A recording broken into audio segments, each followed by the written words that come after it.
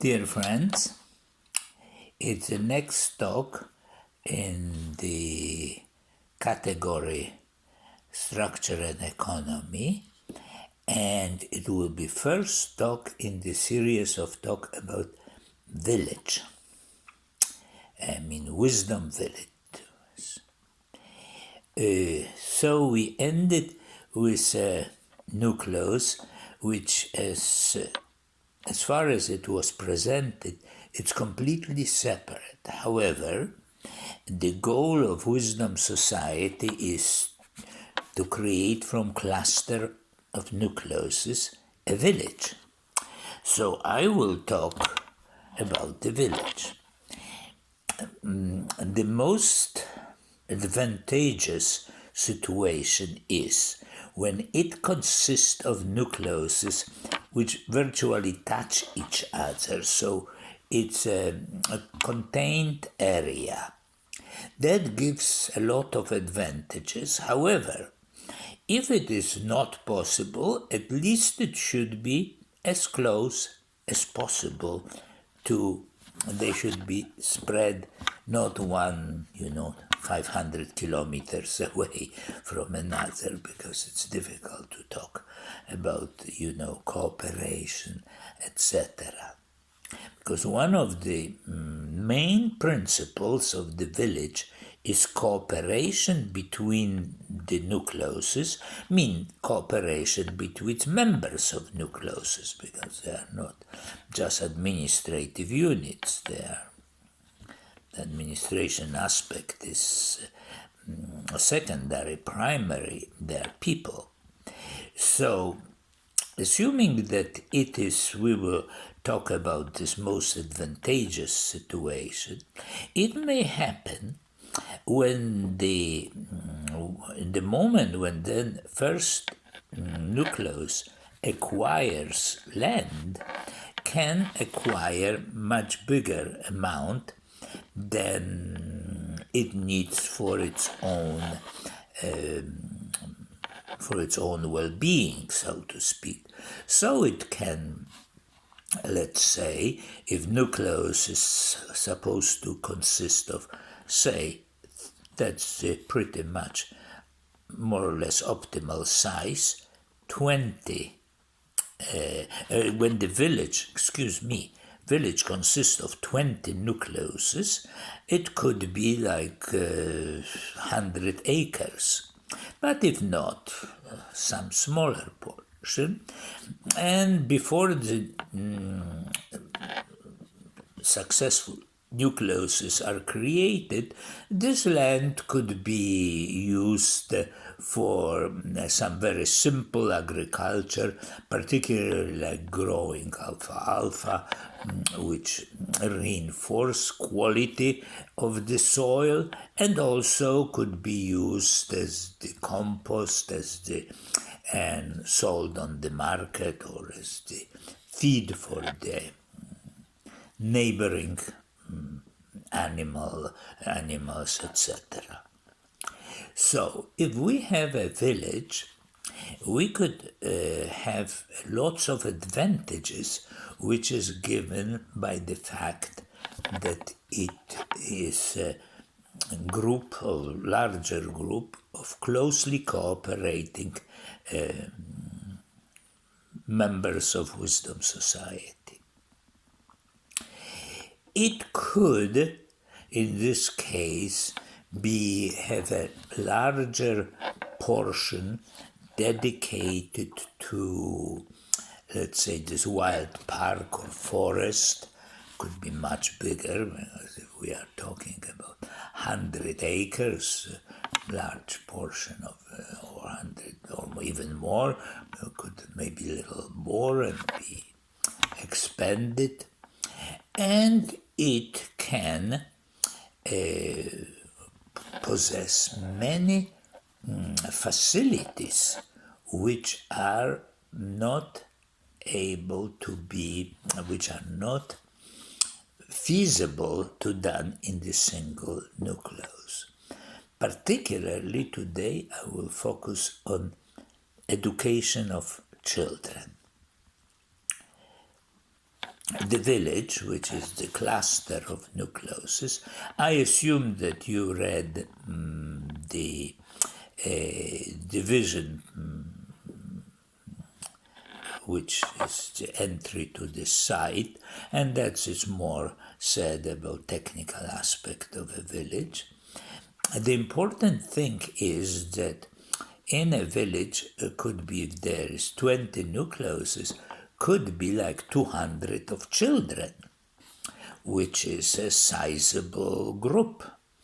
And that group could have various levels of education. It could be a school which bring children up from their early childhood to their teenagehood, perhaps depending on the country and the rules, it could be even to be ready for higher education.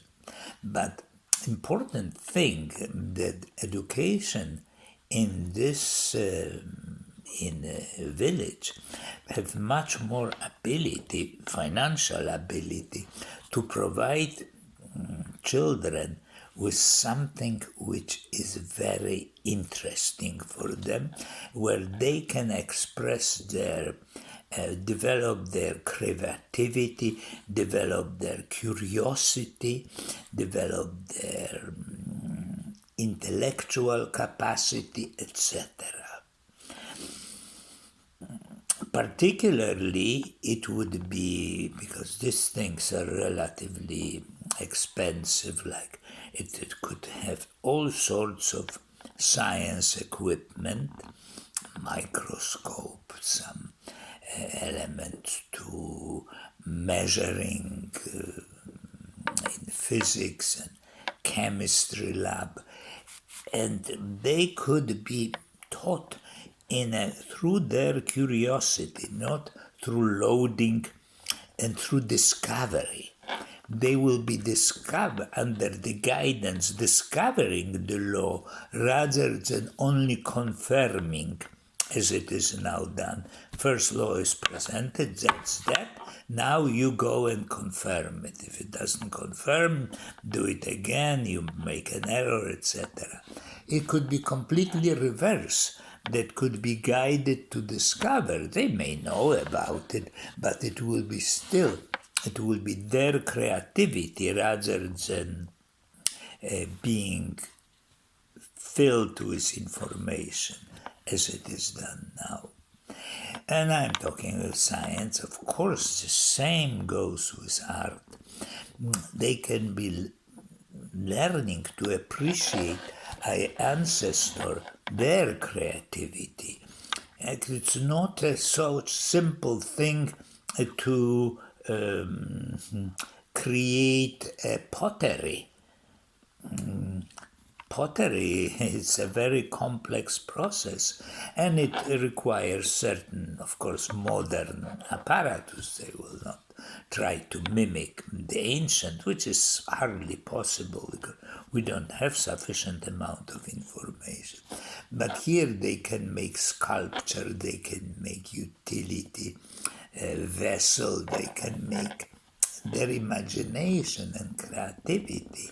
But that requires, of course, the stove or wheel for round object and clay and know-how how to show them rather than force them. Show, and they watch, develop their observational skills, and can create it.